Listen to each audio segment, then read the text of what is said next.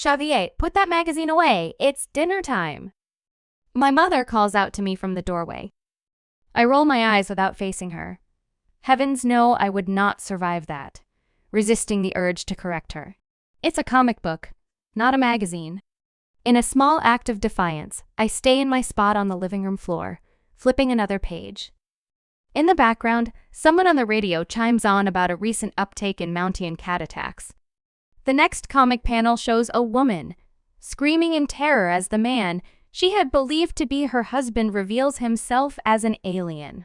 The creature peels away the husband's blue skin, revealing its own pale one. Its mouth, filled with sharp teeth, opens as it shrieks bright. 3 colored eyes fixate on the woman with wicked, murderous intent. Something grabs my legs and begins pulling me across the room. I scream out in shock, which is answered by a burst of loud laughter. I turn around and glare up at the offender, my older brother. Tharvik, you ass! Ah! Hitting at his legs, but he only laughs harder. Shaviet! Language! Mom! Mouths from the kitchen. Tharvik scared me. Ah! I yell back. Well, if you put that magazine away like I told you to, he would not have had the chance. Through all this, my brother continues laughing.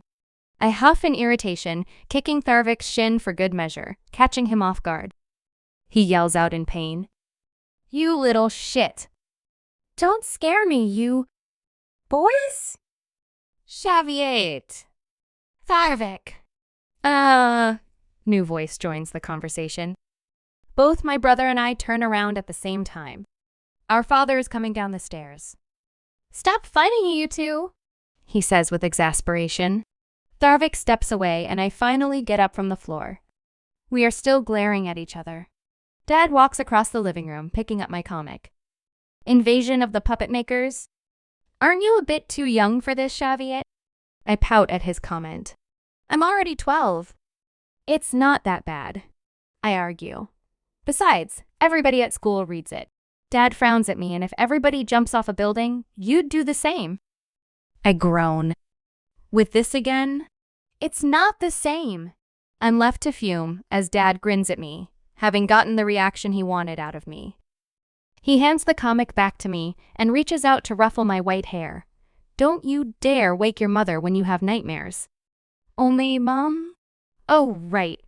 Dad has the night shifts at the quarry this week. Mom walks into the living room. It's your fault for allowing him to listen to this alien war radio show, she says to Dad, but she is smiling while doing so. Tharvik snorts. Well, there are no aliens, so no reason to be scared in the first place. I turn around to face him. You don't know that. The universe is gigantic. We don't know what's out there. Okay, and why would they come all the way here to steal our skin? I don't have an answer to this. The doorbell saves me from making a fool out of myself. I hurry to open it, only to freeze as soon as I see who stands there. It's one of Dad's colleagues, Avatli. I don't like this man. He feels, I don't know, off? I don't know how to describe it. He looks normal, tall, with blue skin, medium-length white hair, and monochrome black eyes. But still, he's odd. He always seems sort of clumsy, walking somewhat stiff, sometimes wobbling ever so slightly, and sometimes he scratches his face in a weird way. He reminds me of something, but I can't remember what. Hello, Shaviet. His lips are always pressed to his teeth while talking. Is your father at home? We must hurry if we do not want to be late. His pronunciation is slightly off too. I don't answer, just stare. What are you reading? He asks, bending down, a little too stiffly to look at my comic's cover. The drawing on it shows one of the aliens going after some people, the shed skin of its first victim falling off of it like an old cloak. Avatli scrunches his face in this odd fashion again, before he looks back at me, giving me a too tightly lipped smile. I have heard that they are making a television program out of this. Did your father not say that he would buy a television soon so that you all can watch the landing on the main moon? Are you not a lucky one? Why does this sound like a threat? Dad appears in the hallway. I didn't hear him coming in. Avatli. Sorry, I'm running a little late. Dad bends down and hugs me goodnight, Shaviet. Sleep well. And don't fight with your brother. He kisses the top of my head and then he's out the door, followed by his strange colleague. I stand at the door for a second longer, staring at it. My gaze drifts to my comic. This is what Avayatli reminds me of. He acts kinda like the puppet makers in the comics. A cold shiver goes down my spine.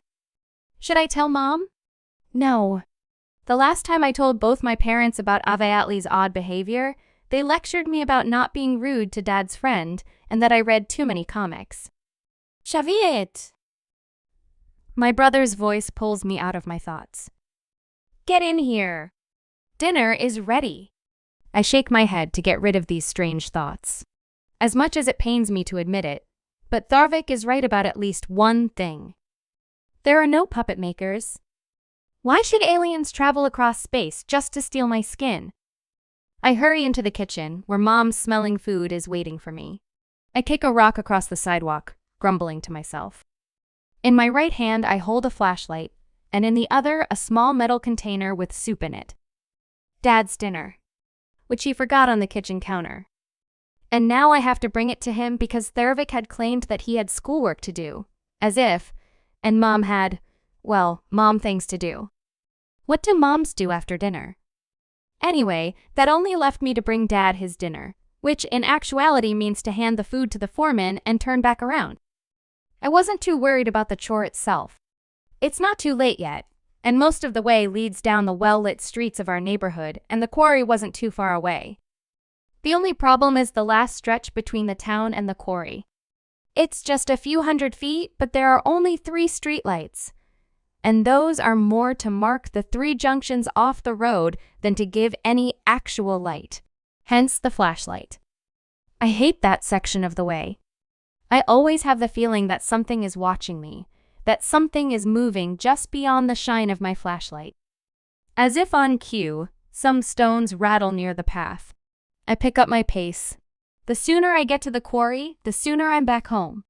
Again, some stones clatter on the path. I suppress the urge to run. Maybe, just maybe, Mom is right. Maybe I shouldn't read my comics in the evening. Some more stones clatter. Maybe I should run after all.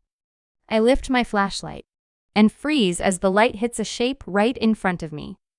There is something on the path. Something big. It's nearly as dark as the night around us. I can only see it because the shine of my flashlight reflects off of it. What is that?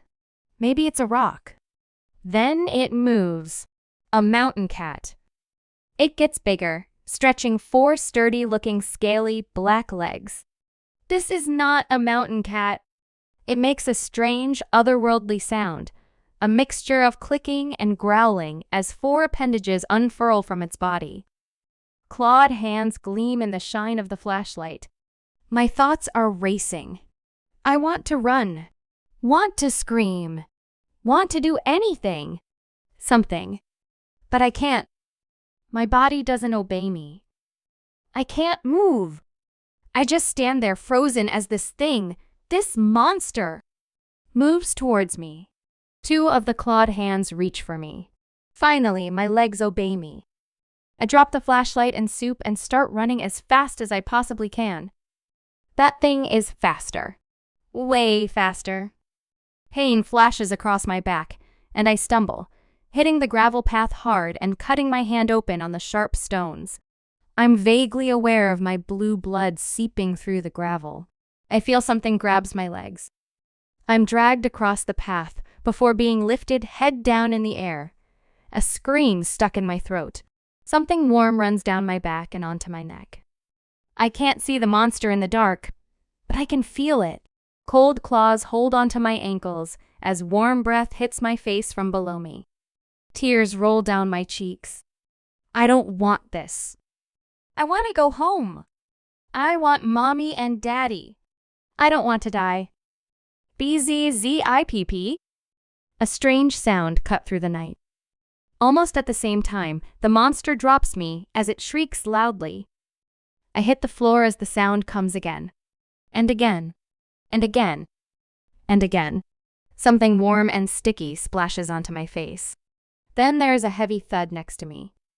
The flashlight, which is still lying on the path where I dropped it, illuminates the monster's feet, now lying motionless on the path. I hear the sound of footsteps on the gravel. A pair of heavy-looking work boots appear in the flashlight's shine, approaching me. I try to look up, but my vision goes blurry and I don't have the strength to move. The last thing I notice is someone kneeling down beside me. Then the world goes truly dark. There's a dull pain across my back. It's the first thing I notice when I wake up. Did I fall somewhere? My room is dark. I sleepily reach for the small lamp on my nightstand but can't find it. It's not there, and neither is my nightstand. Wait! Memories come flooding back to me. I was supposed to bring Dad his dinner, but I was attacked by some sort of monster. It hit me in the back. Now the burning of the abrasions all over my body pushes into my consciousness. With a jolt, I sit up straight. I sit on a somewhat hard mattress. A thin, yet surprisingly warm blanket is draped over me. This isn't my bed. And this isn't my room. It might be dark, but that I am certain of. There are small blinking lights everywhere and something that might be cables running along the ceiling. Suddenly wide awake, I jump out of the bed. Bright lights flash on. I cover my eyes, blinded for a second. Once my eyes get used to the light, I can see the room clearly. The bed, as it turns out, stands in the middle of an empty, sterile-looking room. The floor and walls are covered in shiny metal tiles. There are indeed cables running along the ceiling. There is some sort of door in the wall on my left. The only other two pieces of furniture are a flat monitor mounted to one of the walls and a cabinet of some sort filled with all kinds of bottles, boxes, and strange devices I can't even begin to name. The whole room reminds me of some of the spaceships I saw in my comics. Oh no. A terrible suspicion creeps into my mind. This monster last night. Was it last night? How much time had passed? I have never seen or heard of anything like that. What if it wasn't from this world? What if it was from another world? Another planet? There are no aliens. Tharvik's voice echoes through my mind. Oh no. You don't know that. My own voice answers. No. We don't know what's out there. No. No. I'm on a spaceship. I was attacked by an alien. And now I'm on an alien spaceship. This can't be happening. This isn't happening. With a quiet swishing sound, the door suddenly opens. I spin around and look at a familiar face. In the door stands a strange creature. It's tall and pale, body is stuck in a tight black suit. A mob of brown hair on his head.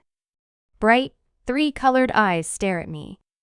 The images of my comics come to my mind. A pale alien peeling of an innocent man off itself, sharp teeth brandished menacingly. I'm overcome with crushing, overwhelming terror. Puppet Maker! The monster in the door stares at me. Then it raises its hands and speaks. All right. It knows my language. Just stay calm and... I dash for the cabinet. Ripping the door open, I grab the first thing I can reach, a small scalpel. I spin back around, facing the alien, pressing my back against the wall while brandishing my scalpel. The puppet maker takes a few steps toward me. Give me the knife before. I slash at it, catching its wrist. It yelps in pain and I book it. I've barely managed to get through the door as a strong arm wraps itself around my waist. A hand grabs my right wrist before I can use the scalpel again, pressing the tendons in my hand and causing me to drop my weapon. Panicking, I look towards my arm. There is a pale hand wrapped tightly around my wrist. Strange, red blood is running from the back of the hand, slowly onto my arm. Cold terror crosses through me. I look up, only to find a pair of three-colored eyes staring at me. It feels as if those eyes see right through me, into my soul. Into my mind! I scream, thrash, and cry. I try clawing at the arm still wrapped around my waist, but to no avail. The puppet maker lifts me up like it's nothing. I'm carried back into the room with the bed. The alien sits down on the floor, pulling me down with it. Its second arm wraps around my arms, pinning them to my body. It entangles its legs with mine, immobilizing them. I'm trapped, pinned against the puppet maker's body, unable to move or free myself. For some time, I continue struggling before I eventually give up and resign myself to just crying. I don't know how long I sit there sobbing, occasionally calling out for my parents before I stop, accepting my fate. The alien holds me in its iron grip the entire time. "Do you have calmed down?" The puppet maker asks. It's still using my language. I just sniffle, too exhausted to continue crying. It lets out a heavy sigh. This was not supposed to go like this. You were not supposed to wake up this early, and you were certainly not supposed to see me. I was supposed to scout and study. I'm not good in situations like this one. Now that I'm no longer fighting, I notice that it's tapping its fingers on its arm in a strange rhythm. Please don't kill me. I plead meekly. I can feel the alien tense behind me before he sighs again. I will not kill you or anyone else. I was not sent here to do you or your people harm. I am supposed to observe and learn about your culture to determine whether or not you are ready for first contact, but to never truly intervene. Had the verdict been yes, we would have sent the first real message. But the incident by the quarry changes things. If they are here on this world, we need to act. I don't like the implications of what this alien is saying. If the monster by the quarry was not it, then it means that there is more than one type of alien out there.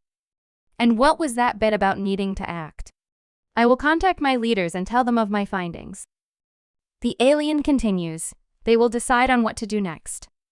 I let out another distraught sob. We are doomed. The puppet makers will come and kill us all. The alien ignores my distress and just continues its explanation. You do not need to be afraid. We will not hurt you. We do not want to hurt you. But the other ones will. They want to hurt. They invade and conquer. My people know how to fight them, and we will fight them. We will help you, protect you, like we protect the others in our realm. I don't understand what the puppet maker is talking about. Fight them? Protect us? Their realm? I just don't want this anymore. I just want this to be over. I want my parents. I want to go home. I sob, only now realizing that I said this part aloud. The alien sighs again heavily. You will, do not worry. But I cannot just let you go. With these words, the puppet maker detangles one of its arms from me, still making sure that my arms both stay pinned to my sides. My eyes follow its arm as it reaches for a pocket in its suit and pulls a syringe with a thin needle out of it. A new wave of fear and panic overcomes me. I start struggling again, thrashing in the puppet maker's hold, screaming and crying. It doesn't help. I can't free myself. I can feel the prick of the needle at my neck, and I wail in despair. It pains me to do this. The alien says, its voice sounding somehow sad, but for you, it is best to think of all this as nothing but a dream. I can feel my strength leaving me quickly. My head goes fuzzy, and I suddenly feel extremely tired. The alien picks up my now limp body and places me back onto the bed. I know you do not understand this now, but I hope that we can one day truly meet again the right way. That I can explain things proper then. The puppet maker says, but I can't quite focus on its words. My consciousness is already slipping. I just hope that then you will forgive me for this, Xaviet. Wait, how does it know my name? That's the last thought I manage before my mind drifts into sleep.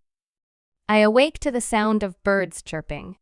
My entire body feels heavy and my head is fuzzy. My back hurts. Someone is carrying me. They have their arms under my knees and on my upper back. With some effort, I lift my head to try and see who's holding me. It's a familiar face. It's Dad's colleague. Avatli? I croak. My voice sounds bad. Avatli stops and looks down at me. Xaviet, you are awake. How are you feeling? I need to think about that for a moment. Okay. I finally say. Avadali nods his somewhat stiff nod. You are hurt. Do you remember what happened to you? I stalk for a moment. What did happen? I try to remember. I wanted to bring Dad his dinner. I was on the gravel path between the town and the quarry. And then, there's something on the path. I run. My back burns. Light? A person? No, not a person. Wait, what was I thinking again? And no, I don't think. No, wait. I was attacked. Something was on the path, and I can't remember. Avatli stares at me for a second before he nods. There were reports of a big cat in the mountains near the quarry. I found you near the path in the bushes. Perhaps you ran into that big cat? I just nod, too tired to really think about it. Perhaps he's right. It would explain why my back hurts. I am taking you home. Avatli says. You need medical attention. Again, I just nod. As we reach the town, I can see police cars. One is parking right in front of my house. My family is outside. A policeman is talking to them. Mom looks like she's crying, her face in her hands. Dad has both of his arms around her. My brother is with them as well. He is the first one that sees us, he yells, pointing at Avatli and me. My parents spin around. Mom screams with relief and runs down the street toward us. Dad and Tharvik follow her. I don't know how I end up in Mom's arms, but it doesn't matter. Mom's on her knees as she hugs me tightly, crying and kissing my head while mumbling apologies. Dad and Tharvik sit next to us. They also try to hug me, while Dad thanks Avatli over and over. Avatli kneels down beside us, awkwardly patting my head. I am glad that you are okay, he says. He moves away again. There is a small, clean cut on the back of his right hand. A scalpel cut into pale flesh. A yelp. Something warm is running down my arm. Wait, what? My eyes slowly wander from the cut on Avatli's hand back to his face. He holds my gaze for a second with a strange calmness. Then he smiles at me, his lips a bit too tight. Something different. You should not read so many of these comics. Shaviet, he says. There's a lot of nonsense in these. With that, he gets back up, says goodbye to my parents, who still thank him profusely, and walks away with his strange, a little too stiff steps.